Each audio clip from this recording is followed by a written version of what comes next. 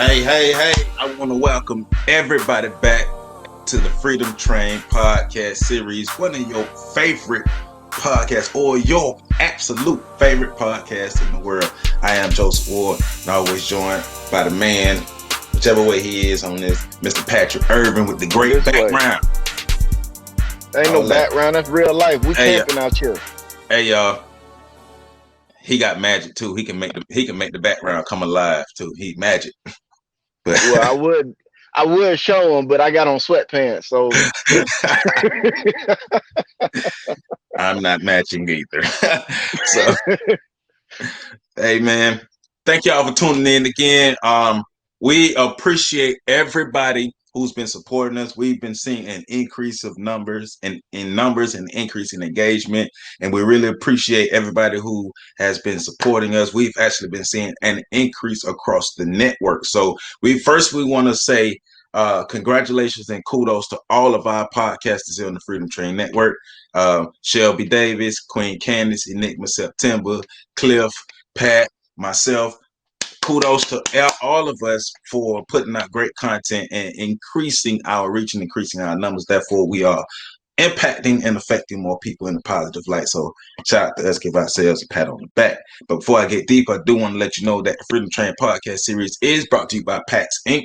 That's PACTSINC. And PAX Inc. is a Black development organization aimed at developing the Black community to its maximum potential through a focus on education and economics with the trace of hard work, honesty, and integrity. And for more information, make sure you visit the website at www.pactsinc.org. That way, you can learn more about the organization, how you can become a member, how you can donate. They have a code of conduct that they created for Black America, and implementing this code of conduct will help us work more as a cohesive unit.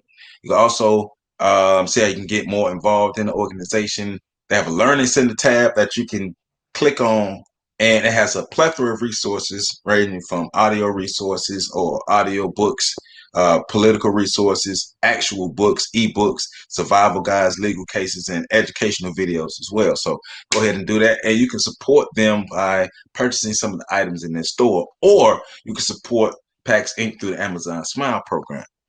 Amazon has a program where you go to AmazonSmile.com, you register as a member of AmazonSmile.com, and you get to pick the organization you want to support. PACTSINC. So you register through that, bam, you're good. So every time you want to go on Amazon and buy some, AmazonSmile.com, and a portion of your proceed would go to support a nonprofit like PAX Inc. PACTSINC.org is the website. So go support the people. Word. Give them what the people. Word. And black eye, step. I know I should know those words, but I don't. So it is what it is. Hey, so we got a good show today. We're actually going to be talking about something that Pat covered 2 years ago on Lessons from the Screen, and there is a link for the Lessons from the Screen video. 3 years ago. So there is a link for that Lessons from the Screen video in the description. So go check that out, as Pat spent that episode of Lessons from the Screen really breaking down the Black wealth thing. But we're going to give it to you again. We're going to revisit it. It's 2021. Where are we? Where's the Black wealth gap? Has it gotten worse? Has it gotten better? Because the idea is by 2053, they expect the average Black the average Black wealth, they expect it to be zero in 2053. And with COVID, it could come sooner. So that's an issue. So we're definitely going to dive head first up in that. But what we got first, Pat? What we got? Well, first up, we got where's Dr. Tip at? Is Dr. Tip around? We got questions for Dr. Tip. Somebody got a tip question? The real one is Somebody got a tip drill. Yeah. Hold on, let me go find my home. Dr. Tip's here. Need some advice to get the tip near.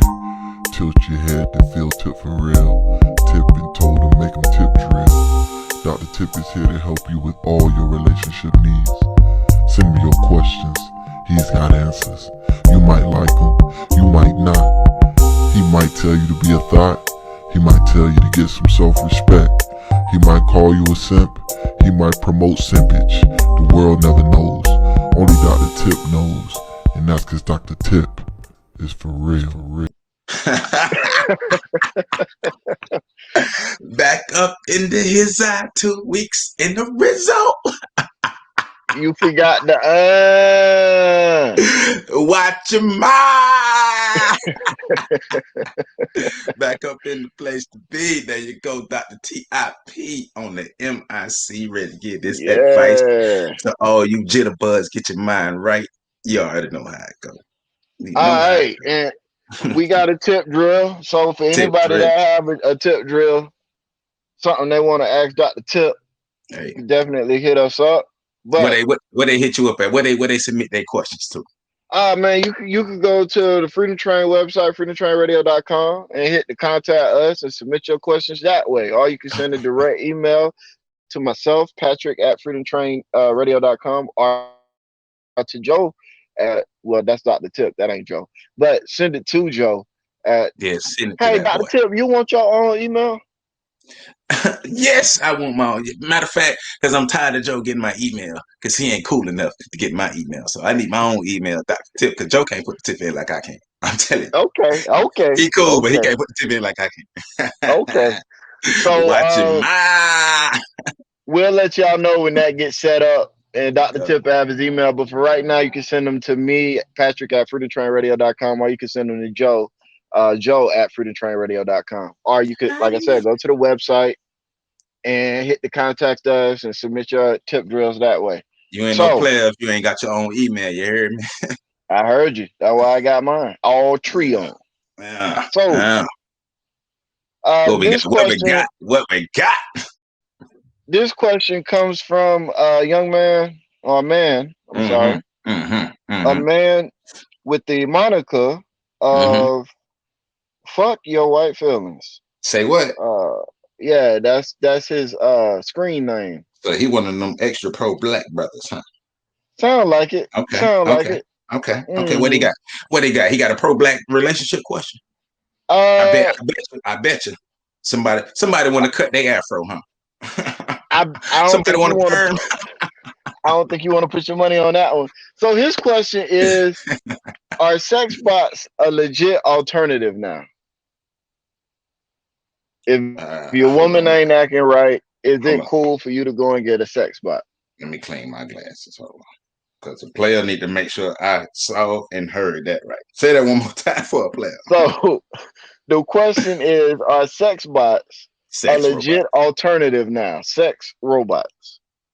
Um, sex robots are a legit alternative if you have taken about 21 L's. And if you're asking that question, that means about 21 women have turned you down, have told you no, told you to skedaddle, stiff armed you, ran away, hopped off, shot their shot somewhere else or rejected your shots.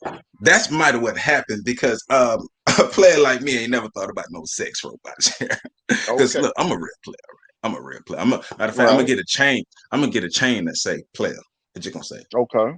Player, right? So see the thing is with the young man is you ain't got no game. You Mm. ain't got no game. Because when you're thinking about sex robots, that's because your relationships with sex real people or humans ain't working out. So first of all, Okay. young man, you might need to change your approach. You get most Your people say approach. approach. I say approach, right? You might want to Got change you. your approach because guess what? It ain't working. It really ain't working. So why keep putting peanut butter on the bread if it's gonna keep crumbling? You know what I'm saying? Mm. If your taco broke in the middle, don't keep putting the fillings in. You feel me? Mm. If it's I a got you. hole in the water bottle, it's gonna leak out. Got you. So at some point, you got to change something in what you're doing, right? You see how when you ask that question, I cleaned my glasses. Right. You You had to wanna know change why? You wanna know why I clean my glasses? because you can't hear what you can't see. Say that one more time. Oh, I'm getting there with you. Say that I'm one more getting time. there. You You can't can't hear what you can't you see. can't hear what your ears can't see, right? Have you ever seen a bumblebee drink Sprite? I have not. I have not. Not even in the movie Bees. So what we talk about? Why we talk about sex books, sex robots? If you've never seen a bumblebee drink Sprite, why we talk about that, right? See, I don't know. what he need to be, instead of saying F your white feelings, he need to be having effing with real humans. See, God, ooh, that was bars.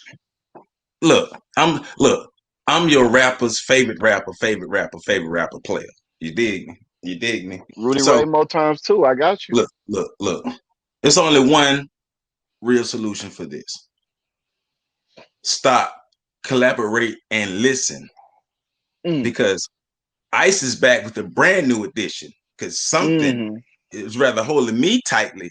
I flow like a boat, new daily or nightly. mm-hmm. Go Ninja, Who go don't Ninja, go. who don't understand that? Who don't? I get it now when you say So it like that. so in conclusion for the young man, look, Mm-hmm. if bumblebees don't drink Sprite You're right. and a flat tire can't roll, It can't. stop going after women who don't like you. Oh, okay. That's it. That's it. That's it. And guess what? You don't have to do no sex robots if you like who like you, right? That's Right. Like who very like you? simple. Like who like you. Don't keep climbing the mountain if your Mm, fingertips are sore, right? Why try to put on new socks if you haven't clipped your toenails in 3 weeks? mm. I got you.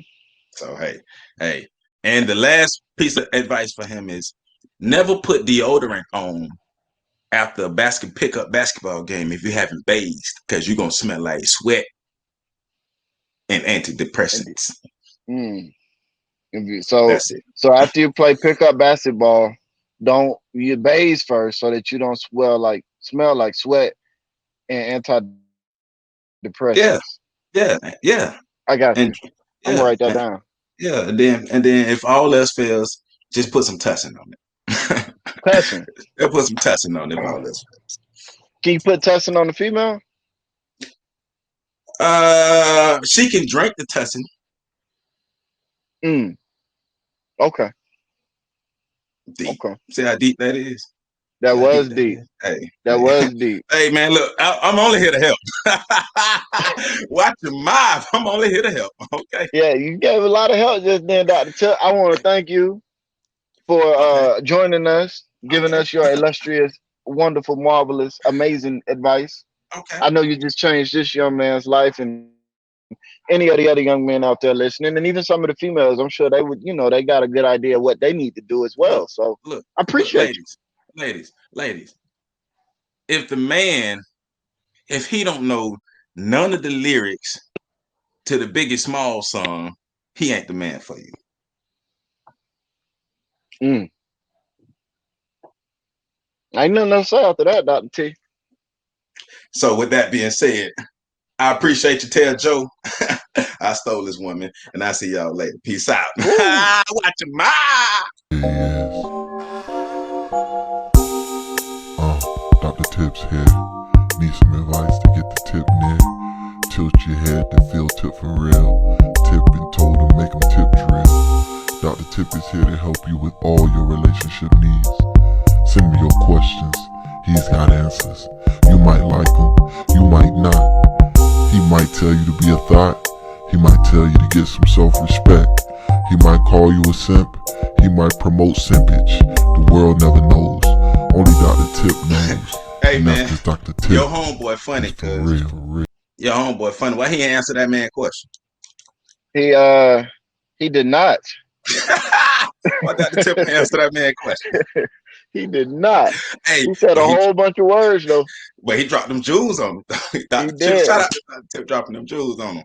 Hey, one time, if y'all want relationship issue, remember for now, even though me and Tip ain't seeing eye to eye right now, Joe at freedomtrainradio.com, and I'll make sure he get the messages. So that's how it go. Okay. Brother go to the bathroom. Here comes Dr. Tip. That's your homeboy though. Remember, that's your homeboy. Nah, man. Why y'all ain't seeing eye to eye right now? Cause he really think he a player. He really believe he a player. Mm. So he And be his heart of hearts. yeah he be coming around trying to. Cause Dr. Tip is like 53 years old, even though he don't look like it. Ooh. So he really he believes not only that he's a player, but he also believes he's my daddy. Oh. Mm. Yeah, You're not a yeah, player. He just crush a lot. and he's delusional. So, but y'all keep asking him questions so he can change our lives.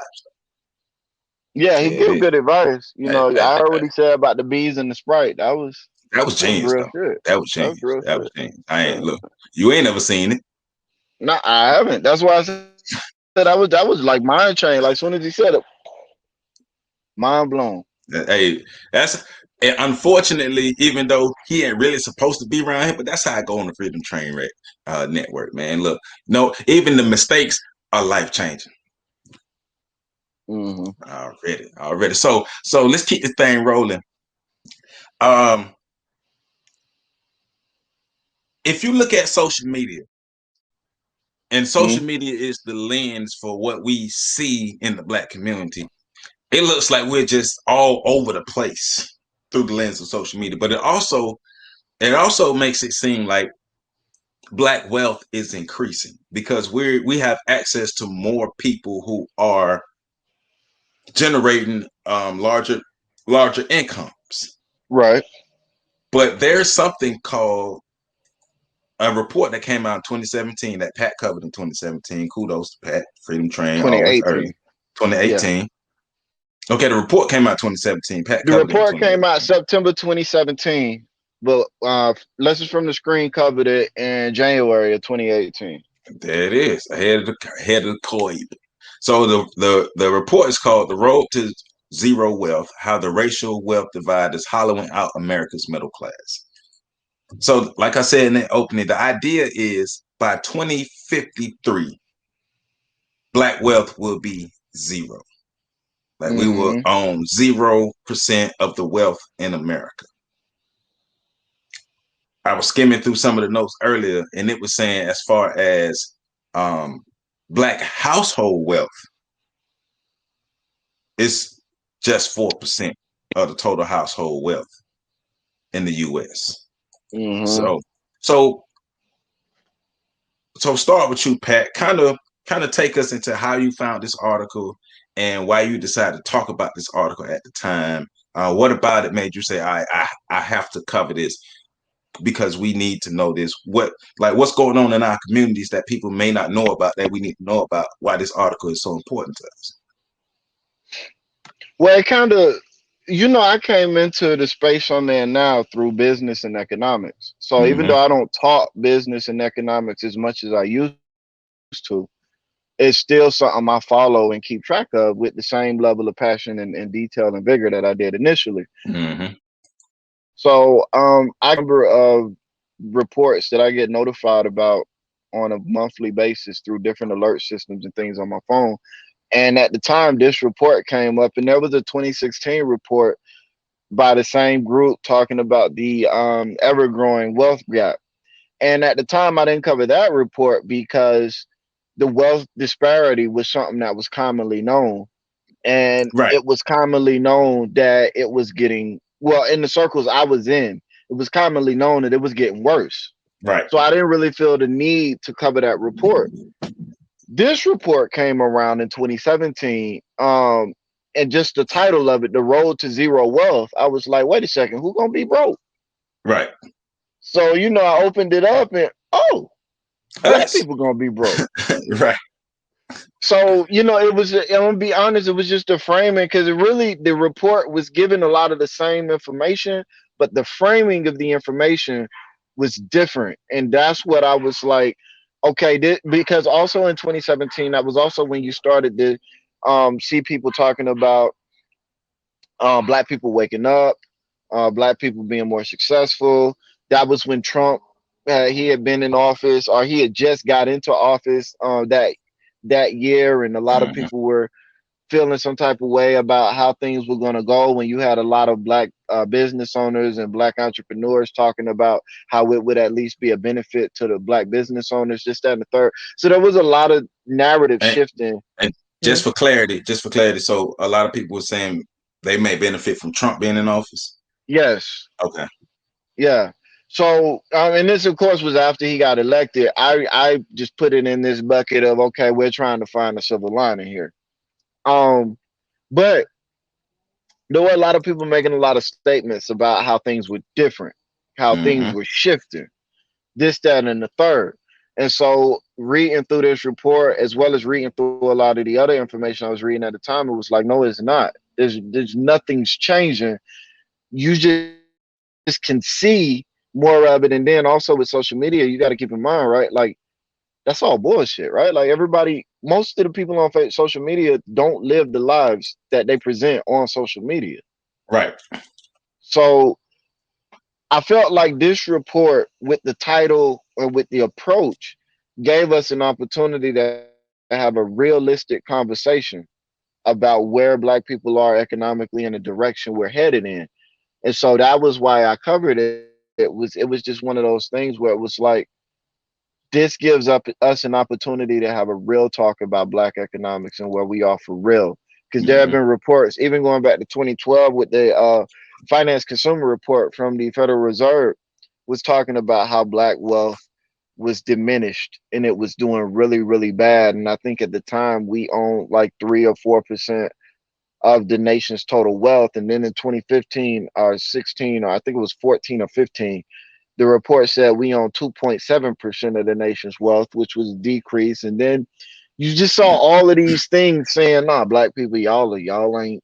Yeah. But the narrative kept being, look at us, we balling, we balling, we balling. So it was one of those things where it was kind of like, even if you want to say Black wealth is growing, it's still growing slower than the wealth of everyone else, which still represents the decrease in our ownership. Well, You know what I'm saying? the question is, so let's explore that. Is Black wealth increasing or is Black income increasing?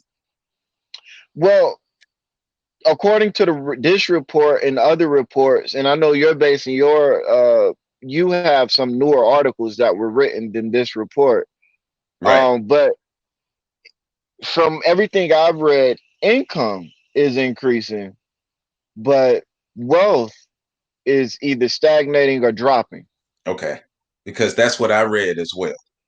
That because wealth is defined different than income for just make sure people understand, because your wealth is your assets, is how like what's the dollar amount that your assets outweigh your liabilities. That's Right. wealth. Income is how much you can bring in, because I can bring in $400,000 a year, but if my expenses are like $500,000 a year, it's going to be hard for me to actually build wealth rather than just bringing a lot of money through income. And so we want people to understand that making, like having a high salary, but having no real assets. If you don't have any assets, you're not building wealth. You just have your income is high, but your wealth is low. Like what's in your savings? What have you invested in? What are things that you put your money in that can increase in value over time, rather than something that you can buy that has no value. That's not an Right. investment, it's a liability. And I put it this way in terms of sports. Income is your offense. Wealth is your defense. Right. You know what I'm saying? Income is your economic offense. In terms of football, you got the ball, you driving down the field. You know, you're in control of the scenario for the most part. Wealth is your economic defense. In terms of football, again, you don't have the ball. Somebody, the world is doing other things for you or to you. How strong can you stand? Can you prevent things from falling apart or collapsing? Can you hold a line? You know what I'm saying? So when things are going good, income is what most people are thinking about, because income is regular, it's consistent, it's Mm-hmm. always coming in regularly. Right. But when things are going bad, wealth is going to keep you afloat, you know. So Right. I just think about it that way in terms of offense and defense. It keeps it simple for me. Right. So there's like I said, the name of the article is The Road to Zero, The road to zero wealth, how the racial wealth divide is hollowing out America's middle class. So That's one a of the first, report, Joe, not an article. excuse me, the report, excuse that.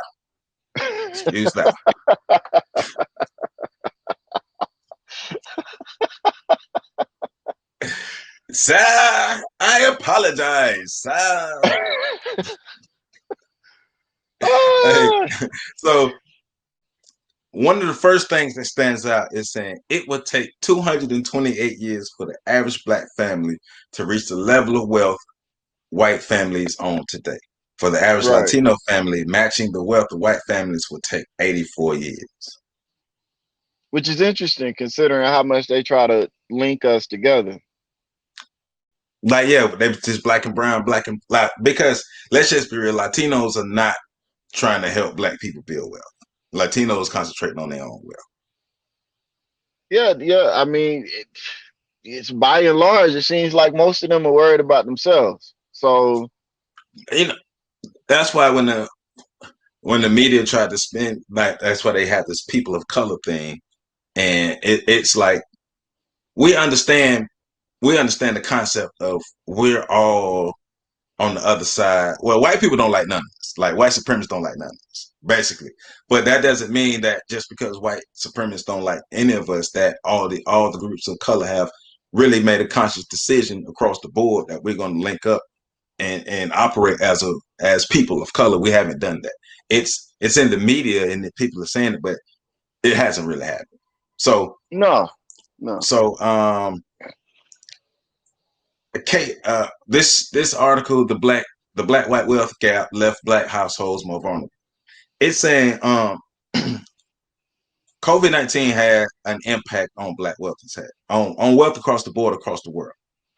So we know it had an impact on black wealth, but it also talks about the economy having a K-shaped recovery. Now, I'm not the most versed on the K-shaped recovery, but I know that's not a great recovery. I know that with the K-shaped recovery, they're talking about it if you were wealthy, you may have lost some, but you ain't lose too much. But if you were poor, you lost a lot. Hmm. So it's not a K-shaped recovery is not something that happens often, and when it does happen, that's not a great thing. So, are you more familiar with the K-shaped recovery?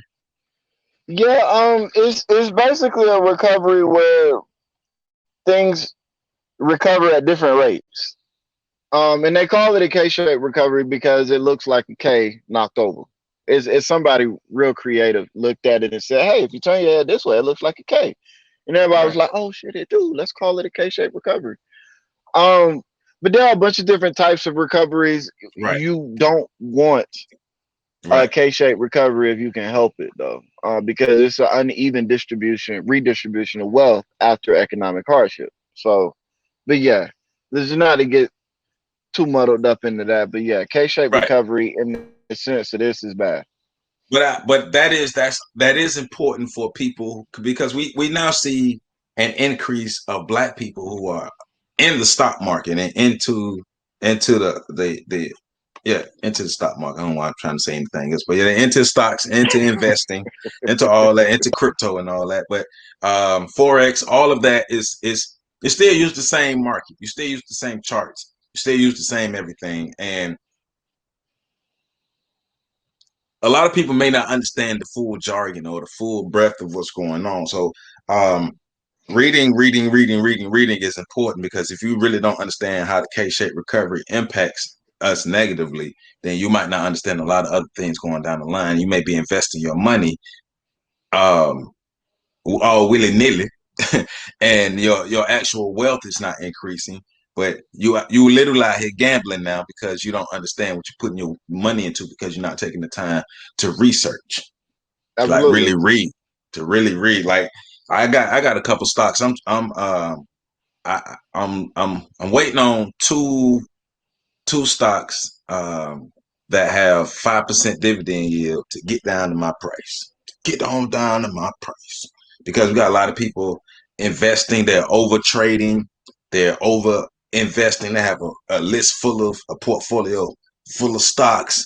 They're jumping in stocks at the wrong time because a lot of us, we understand that we're behind. And in trying to close the wealth gap, we're damaging ourselves or hurting ourselves because we're just jumping out doing things and not necessarily um, doing it from a more research or informative based perspective rather than being impulsive and being in your feelings. Because building wealth, you gotta take your feelings out of building wealth. Yeah, we trying too hard, essentially. And Right, anybody that's played any sports or really try to do anything understands that when you start trying too hard, you start fucking up. right, right. So, but Um, yeah, go ahead. no, go ahead. You good? No, I was gonna say, but one thing that's interesting here is the report does say that if things continue the way that they were, and this we gotta remember this was written in 2016. If things continue the way they were, it would take black people 228 years to reach the current levels of white people then. Right, This is right, pre-pandemic. right, The right. And pandemic fucked us up bad. yes, it did. Yes, it did. So, so I pulled up an article like the black white wealth gap left black households more vulnerable, and this is looking at what black wealth is for 2020 because that was last year. So for 2020, and it's saying, and based off of 2019 stuff and going into 2020, it's saying in 2019 the median white household held $188,200 in wealth, 7.8 times that of typical black household of 24,100. It is worth noting that levels of average wealth, which are more heavily skewed by households with the greatest amounts of wealth, are higher. White households reported average wealth of 983,400, which is 6.9 times that of black households at 142,500. The median wealth is more reflective of the typical household. The scale of average wealth is indicative of the outsized levels of wealth held by the richest households. We're way behind. It said black households ranging from a gap of 106,900 in 1992 to 185,400 in 2007, both adjusted for inflation in 2019. So the gap is getting wider. The wealth gap Hmm. is getting wider. That's why I don't want people to get it twisted off of what we're seeing from social media because people's and individual building of wealth at a small percentage, even a percentage that's less than 1%, is not really going to impact the overall wealth of of Black America like that. So let's not No, it's not. get all twisted, and we can celebrate individuals, but we need to start really concentrating more on the whole of us. Like, how do we build our total wealth? Because we're going to need it as a group, we're gonna need it. That was the whole purpose of slavery and racism is to build wealth, and the whole purpose of white supremacy and white domination is to maintain it. So one of the things in being able to combat white supremacy or racism is building group wealth, individual wealth, but also group wealth. We have to reinvest that money back into our communities.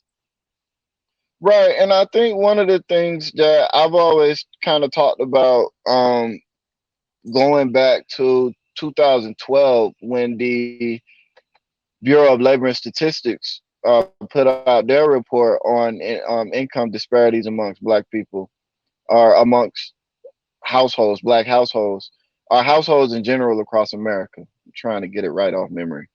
Was that in that report, high income, meaning those, from my perspective, those in the fourth and fifth quintiles, because they break things up in the quintiles, so sections of five. So those earners making the top fifth, and those earners in the top two fifths or higher.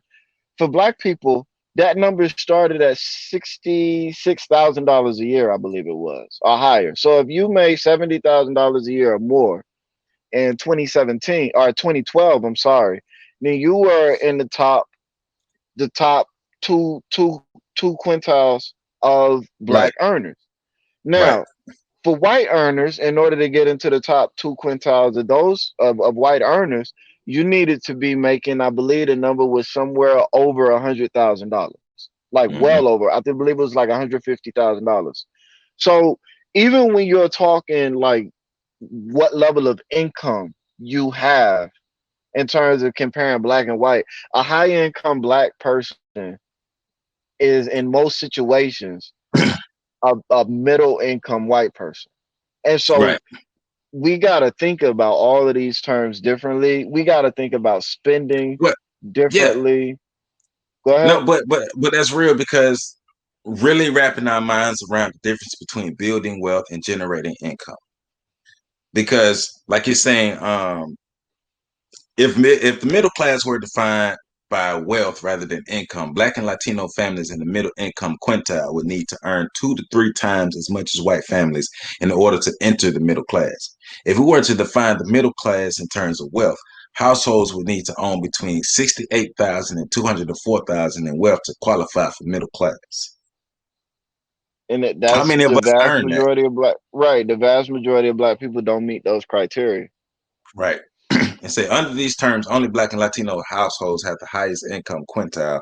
Those earning more than 104,509 would qualify for middle class status or higher compared to white households in the top 3 income quintiles who already own wealth in excess of this threshold. In fact, the only Black and Latino households who have advanced degrees have enough wealth to be considered middle class, whereas all white households with a high school diploma or higher would be considered middle class. And this is where we get into this discussion of personal choice, personal responsibility versus social responsibility, because a lot of people say, well, if you make better choices, then you would end up in a better situation. And what a lot of these reports, even back in 2016 or 2017, when this report came out that I was detailed, one of the things that it showcased was um, it's beyond just making good choices. A single parent household, a white single parent household, has more wealth than a two parent black household. A white high school dropout has more wealth than a black college graduate. This is not just about making Yeah, better choices. This is about a society that's been set up to move wealth in the direction right. that is being moved. So I wanted to harp on that because when you start talking about college degrees and or educational attainment, when you start talking about professional attainment, when you start talking about relationship status, married or single, all of these other things, people say, well, those are personal decisions. When we're talking about wealth in terms of these things, the system that's been set up, the social structure of America supersedes all of those personal decisions. It doesn't matter. I have degrees, my wife has degrees, and a white high school dropout, statistically speaking, probably still has more wealth than both of us combined, Right, our household combined. because wealth, once again, wealth is not income. Wealth is assets being able to be passed down from Right, generation to generation. And so right. That's it. so when did a good number of black households really start generating wealth? Like when did that start happening? But because think It about it, we hasn't yet. we we only have about what 6 black billionaires in the world, 6 or 7 black billionaires in the world, Well, something like that. I know I know in turn it might be 10 or so, but it's not a lot. But I know in But terms of still, Black Americans, yeah, in terms of Black Americans, we got what, two or three, and even with that, one of them is not married, and we don't know where her wealth is going to go. Um, the other one of the other ones is married to a white woman, and if she outlives him, his wealth is going to go to her. it's gonna And I transfer out think of the community. Do they have children? right. Um, I'm not sure, but even with that, Okay. how do the kids identify? And then Right. I think the other one, because there is another one, is married to a white woman as well. So same scenario. And so, again, when we just start talking about aggregate wealth, not even getting into the politics or the social issues of who you choose to marry and blah, that's neither here nor there. We're just talking about wealth being present in the community. Those people, those Black Americans that have crossed the billionaire threshold, when they pass, that's billions of dollars that's going to lead the community potentially just off that Yeah, passing. So yeah, it's yeah, another one of them things where we gotta, we gotta be thinking about it differently. yeah, yeah. Even like if it's true that Kanye West is now a billionaire, him being married to Kim Kardashian would transfer the wealth outside of the community. Same with like a Michael Jordan, it would be transferred outside of the community. So yeah, yeah, people have to understand that like marriage is also a business decision. So you know, Absolutely. And understanding that. I don't. We kind of in this modern age, we kind of I blame Disney. We very much romanticize marriage. Not that there's anything wrong with getting married for love. Obviously, there's not. But that shouldn't be But your ultimate you know, reason. right? Marriage is also a social, a political, and a cultural decision and statement. You know what I'm saying? You are by and large identified by and defined by who you choose to pair bond with.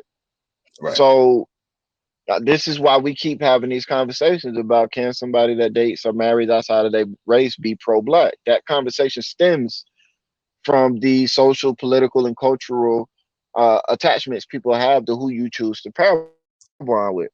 So, but that also becomes a part of the equation when we're talking about wealth, because pair bonding is a major way of wealth transference. Right. A lot of the, like you said, passing stuff down. A lot of wealthy white people, a lot of wealthy families remain wealthy because they have houses that they can pass down to their Well, children. Imagine the head start you have when you don't have to put out $100,000+ for a house. well, also marriage has traditionally and historically, marriage has had a dowry on it, or people would marry families to increase wealth Right, and or to secure wealth. right, And so it's always been marriage has always been surrounded with wealth and building wealth and maintaining wealth. And so, like you say, I do agree. We've romanticized the hell out of marriage. And so people like love, love, love, love, love, love, love, love, love. We ain't saying don't love. We ain't saying love ain't important. But marriage has always been about wealth. Let's just be real. Like nobody wants to back in the days. Nobody was marrying kingdoms to become poor. Nobody was marrying kingdoms to stay stagnant at income levels. They were marrying kingdoms to increase the wealth and security. yeah. So I mean, it goes back to this, right? Like, and this is kind of off topic, but since we here, and I'll bring it right back. But if you're going to be telling people to marry for love, you got to define love and teach them how to do that. You know what I'm saying? And that's missing as well. Like, nobody's defining what love is, and nobody's teaching people how to remain in a committed relationship after that spark has burned off and that passion has died down, and now you're like, my relationship's boring, or my relationship's this, or my relationship, because you were riding on this wave of just excitement about a newfound addiction. And mhm, now that you didn't got so many hits of your drug of choice, your person of choice, you're not addicted no more. Like, what do you do now? For a lot of people, they move on, or they, right. they find whatever. But to take it back to, because and I do feel justified in harping on relationships, because like you said, relationships are a big part of building wealth. It's a What huge part of building wealth. well, think about it. When you read the books about the billionaires and the wealthy people in this country around the world, especially the men. One of the constants I've heard from the men is the woman you choose will help or hurt the empire you're trying to build. And the men, a lot of successful men are successful because they chose the right woman who she was an asset to him building his wealth. She brought something to the table. So it goes Absolutely. into it. So Yeah, absolutely. so let's read this. This is saying The accelerated decline in wealth over the past 30 years has left many Black and Latino families unable to reach the middle class.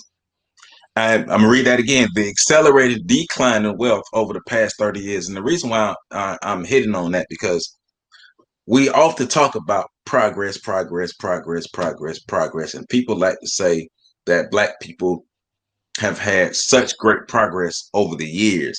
And, you and I have always had to show, ask the questions, is that, are we talking about Black progress or white progress? But also, are we talking about moral victories or tangible victories, or tangible things that we could progress, or moral things that we're progressing from? Because I think a lot of times when people talk about progress, they talk about it in terms of moral ground versus tangible things that's actually really helping the race of Black people increase in wealth and security and land and things that we would need to be stable and to sustain ourselves. Mm-hmm. So it said between 1983 and 2013, the wealth of median Black and Latino households decreased by 75% between 83 and 2013. That's crazy. That's my lifetime. That's in my lifetime. From Mm-hmm. 6,800 to 1,700, and 50% for the Latino household of 4,000 to 2,000, respectively. And when median white household wealth rose by 14% from 102,200 to 116,800. If current trends continue by 2020, median Black and Latino households stand to lose nearly 18 to 20%, respectively, of the wealth they held in 2013. In that same time frame, median white household wealth will see an increase of 3%. Put differently, in just under 4 years now, median white households are projected to own 86 and 68 times more wealth than Black and Latino households, respectively. And to put into perspective the scope that COVID-19 had on projections, I can't find the report, but I will. But I'm putting it out that I can't find the report just in case I'm wrong. Um, but I do remember reading that wealth, white wealth at this moment in time, white people had 100 times more wealth than black people in America. And so the projection you just gave said it was supposed to be what, 85 times? Yep, 86%. And we're sitting at 100 times right now. And so that's where and when you're talking about median wealth. And so that's when you run back into this scenario of things aren't getting better. And COVID was a hit. And a lot of the gains that we made post civil rights movement were erased in Right, 2008 with the Great Recession. right, right. Talking about People not economically understanding speaking. that. People not Right, understanding that. Like, economics is very, very, very, very, very important for a group of people to be able to sustain themselves and take care of themselves. It's not about morality all the damn time. right. Because, like, I was scrolling through Instagram, and young lady had a post about Dr. King, and Dr. King was basically talking about how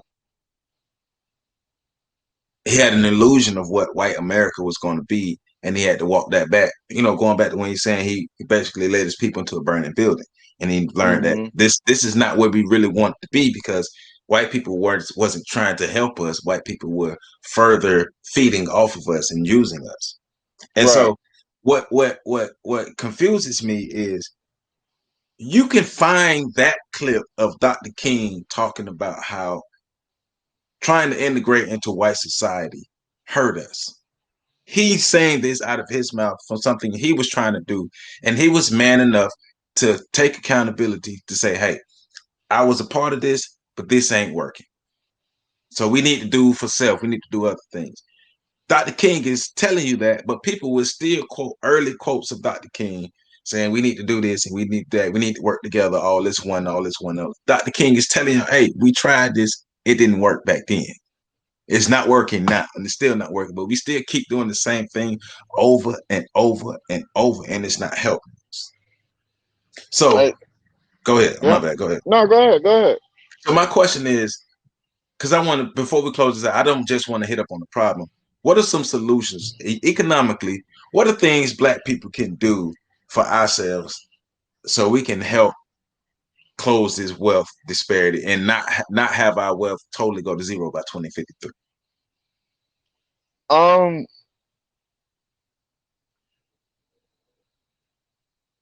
Group economics is a cliched answer that requires probably a show on its own to explain it the way it needs to be explained.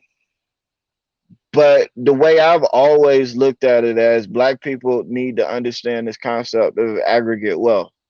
Right. Um, and we need to really understand the concept of teamwork, not unity, not uniformity, not all of these other terms that are cute. Just basic teamwork. On a team, I don't have to like you. We don't have to hang out. We ain't got to be best friends. But when it's time to get the job done, we understand that we both got a job to do. And it's important for both of us to do that job in order for us to be successful. I think black economic teamwork needs to be um, taught, and drilled, and inculcated, and beat on, and everything else. Black business owners need to start working together. Black patrons, black consumers need to start actually consuming from black business owners, and that also requires them to understand a basic concept of economies of scale. A lot of the times, the black business owner can't give you the discount you can get from the white person because they don't have enough money flowing through Right. to be able to But procure them save those savings for themselves. but it's an easy fix to that. Go into the Black businesses with that same attitude. You're going to the Gucci and Louis store, knowing they won't give you no discount. Going to the Black businesses with that same attitude. Yeah, but then you start talking about product social impact and all of these other things that deal more with the perceived value versus the real value, and that's a conversation that I don't know that many black folk, even if they understand it, are emotionally ready to Well, make the change on. but it's like that video you shared in the group chat earlier of of the guy. He saw his homeboy selling stuff and he's like, "Yeah, man, I support you, bro. I support you. I'm not gonna buy your stuff or take your car, but I support you." Walk 5 steps down the road and see somebody he don't know who's selling the products three times higher. Brought multiple products and took the car after telling his homeboy, "I don't have no money and I can't take your car." And so Yeah. the fact, like we said earlier, the fact that we can make that skit as black people as a joke, and we all know that that happens to us. We all know we do that to each other, and we still do it. And we still do it. We know that's what we do because we making jokes about it. We talk about it, and we still do it. What the hell is wrong with us? Yeah, and for those of you that are interested in the skit, it's a RDC World skit. They're well known for their LeBron James skits, but they do more than the LeBron James skits. And I'm sure most of the people that's watching this know who they are. But they had a skit where it was about how people be when how people be when their friends have a business, how friends support friends. And so, it was just like Joe described. Guy was selling some product, some scream and some hair ointment, told him he'd give him a hometown discount, sell him for $10. He said no. He said, "Can you take a business card?" He didn't take the business card. Like Joe said, he walked literally 5 steps. And there was this other dude he didn't know selling the same product for $30, whereas his homeboy was selling it for $10. He gave him $100 bill, told him to keep the change, took multiple business cards, and said he loved supporting people as he left wearing a shirt that said friends on it. Right. Um, And this homeboy, like, bruh, right, his homeboy is in the background with the sad face, with the Snoopy face. You know what I'm saying? Um, And like Joe said, it's something we joke about all the time in business circles. Joe will tell you directly. I told Joe plenty of times, I don't even share what I got going on with a lot of my quote unquote friends and family because I already know they're not going to support it. Like, so yeah, I don't even waste my time. But I also, a lot of these people that call me friend, I don't call them friend because Real friends support each other.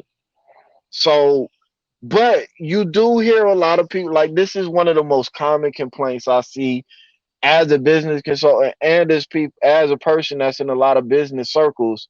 That complaint has never gone anywhere and it's still there and it's still just as prevalent nowadays. And like you're right, Joe, you're 100% right. That's retarded. Like we got to stop that shit. Straight up. Hey, so all right, so and furthering the conversation about solutions, I believe in saving your money, wisely investing your money, putting your money in assets that you studied that have a history of growth that can bring you wealth over time. Um, we know crypto is going to be the wave of the future. So That's what they learn. say. That's what they say. You don't believe it? Nah, I think it will. I just don't know that it will in the capacity that people are looking at it now. I think blockchain is going to evolve into something else. I do think there's money in investing in blockchain. Crypto, I'm not sure about how crypto is going to function as a currency, but I think there's value in learning about it. And there's value right now, obviously, in investing in it. If you know, if you're Yes. cautious and you do your research, like you always saying. But I would say this: if somebody is interested in, and I'm always saying this is based off my knowledge of crypto. So Right. I would say don't shy away from it, but wisely do your research before you start to put Yeah, money in it. absolutely.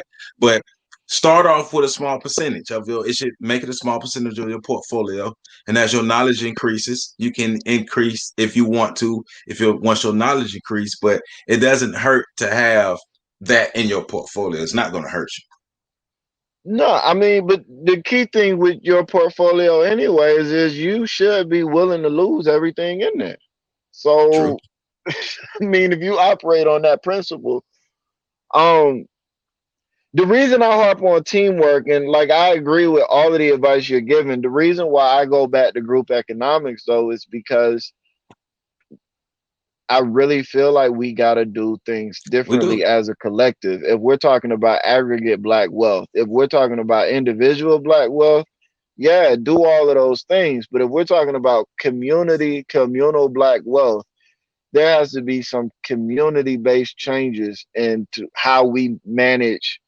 our resources. And I'm not just talking about money, I'm talking Well, about all of our resources. Dr. Clyde Anderson, he laid it out in the Powernomics book.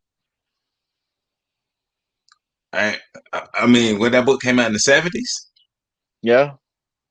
and we've said it before. That man been saying what everybody's a lot of the stuff people are saying now.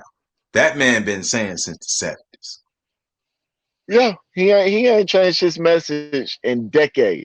I don't because he even didn't think need he's to. changed the words to the speeches. He didn't have to. That's the problem. But Right. we told y'all there was a decrease in black wealth over the past 30 years. So we ain't been listening. Right. Well, Now and there are here other factors. There are other factors, but us not listening made us more vulnerable to those factors as well. and here, we just go right down through the numbers because this was also in that report in 2017. Median household wealth for the black community in 1983 was $6,800. For Latinos, it was 4,000. For whites, it was 102,000. In 2013, for blacks, it was 1,700. So we went from 6,800 to 1,700. For Latinos, it was 2,000. Hold up. I'm sorry. Go ahead. I would read that again so people can make sure they can soak that up in their soul. So and I'm not even gonna read the Latino thing. I'm just gonna read the white thing because that's we like using white people as the standard. So median median household wealth in 1983 for blacks was $6,800. For whites, it was $102,000. Median household wealth in 2013 for blacks was $1,700. For whites, it was $116,000. Median, or really 117 if we rounding up, but okay. Median household income wealth, and this was a projection in the report for blacks was 1,400. For whites, it was 120,000. And I know I can't find the report, so I'm not going to spit out a number right now. But this projection was actually a little bit off with COVID kicked in. And we'll get more numbers on that as time moves, as we move further into Right. 2021. We'll really be able to see those numbers. But the projections in this report, anyways, was black wealth in 2024, household wealth was going to be $1,233. Understand how small that is. $1,233 is less than some people's paycheck. That means that for a lot of people, your bank account is actually in the negatives. Like poverty is real. I keep telling people the the majority of the United States is not metropolitan areas. It's It's not. regular down home, small town America. And Rural country places. to understand that people are literally living off $1,200 a month, that's Right. crazy. And this is their wealth, right? So this is their savings and other assets. $1,200. A lot of that is probably the car that they have. The extremely depreciated car that they have is probably the bulk of that 1,200. Then you probably got, maybe a mandatory insurance plan or Hmm. something like that. But it's The it's household also a goods, the liability too. TVs. Right. But I'm like, think about this. Like, if you make $1,200 a month, you make $24,000 a year, right? That's before taxes. The median wealth, the savings that you have in your bank account at $1,200, if your savings is $1,200 and you make more than $2,400 or $24,000 a year, you're in the negatives in your bank account a lot of the time. Like, that's what that says to me. Your account is always, and that's something else we make jokes about all the time, right? I went to Man, the ATM to try to get some money out, and the ATM told me, "Nigga, you don't deserve a ATM yeah, card. I'm gonna just keep your shit." that's not funny. It's not fun. And everybody like, yeah, that shit happened to me just last week, dog. I don't. I look. I just. Jay-Z said it. Being broke is childish, and I'm quite grown. But Hey, that's where I said we got the mentality. And I do believe that people that are really in poverty, and there have been a number of reports. The Black Labor and Statistics Report was one of them that details how people that are really in poverty really are spending the vast majority of their money on necessities, right, housing, food, things like right, that. right. The problem is those people with just a smidgen of disposable income and above. That was the ones who just throwing money away. Right. And those are the ones whose mentality we got to change, because a broke person, after they pay their rent and their utilities, they ain't got nothing to splurge on. Because you may like you said you may be earning over the poverty line, but you're still not building wealth at the same time. Right. So you're still in Right. survival mode. And if you're not building wealth, then you really ain't talking about that. Like Hey, we have to build individual wealth and we have to build group wealth. We have to invest in each other and support each other and buy from each other and reinvest our money into each other. Like Pat keeps saying, and if we're not doing that, throw the whole wealth conversations out the window. Stop talking about it because it's not going to happen. You can't manifest things if you're not putting action toward it. You can't keep sitting down there talking about it because they're buzzwords and it sounds cute. There are outlets and there's information out there that can help people learn how to build wealth. We're gonna make sure a link to all these articles is in the description. We're gonna make sure it's in the link to all the articles in the description so you can read these articles that we pulled this information from. So you won't think we're just pulling the stuff out of our asses.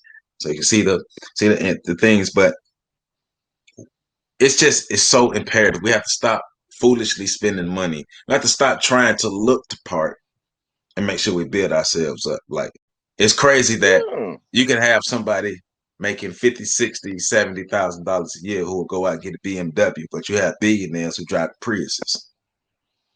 Hey, man. And that's another conversation too. The Millionaire Next Door talks about that very well. But I mean, the fact of the Great book. matter, look, I keep it simple when I'm thinking about wealth. If if my bank account is not growing, I'm doing something wrong. And it's just that simple. If you regularly in the negatives, if being in You're the doing something negatives wrong. is a part of your regular economic routine, you're living outside of your means. And I can say that because I was living like that for a while. I was spending more money than I was making, and I was constantly in the negatives. But my man Sam Carter said something that I never forgot. The only way to get out of a ditch is to stop digging. Hey, So at some point, I said, "Man, you know what? I'm tired of being in the red. I'm tired of this continued cycle. I'm tired of going to the cash advance place. I'm tired of borrowing. I'm tired of doing all these things. I'm tired of being like Dr. Lynn Richardson said. I'm tired of living check to Monday. I get paid Friday and I'm broke Monday. I had to stop that. I had to stop that. It feels so good to be able to have extra money to invest with and save and just watch it grow. Like yeah. that feels amazing. So it just encourage people to do what you can to get yourself out of that cycle, out of that rat racing cycle of constantly being in the negative, so you can get into the positive and grow your money and grow your wealth. And we're going to have more conversations about black wealth. We're going to have more conversations about building wealth. We want more people on our platform to further the conversation. We don't know it all, so we know there are other people out who know stuff that we don't know. So we inviting people on so we can talk more about it. But um, go check out like the Earn Your Leisure platform talking about building wealth.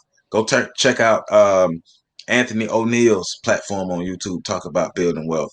Dr. Claude Anderson is always talking about. He has a channel on YouTube. Even though you check out Boyce Watkins, he's talking about it as well. The Budget needs to check her out. She's talking about building wealth. Um, the Come Up series YouTube channel, check that out. We're talking about building wealth. Look, uh, that's what it is. Those are the ones that first come to mind. There are a whole lot of others, and I know most of the time they're like, "You shouting out at the podcast." Look, man, this is bigger than us. This I we don't be just tripping about that. no, not you. I know some other people, but this is bigger than us. We just told you 2053 they're expecting black wealth to be zero.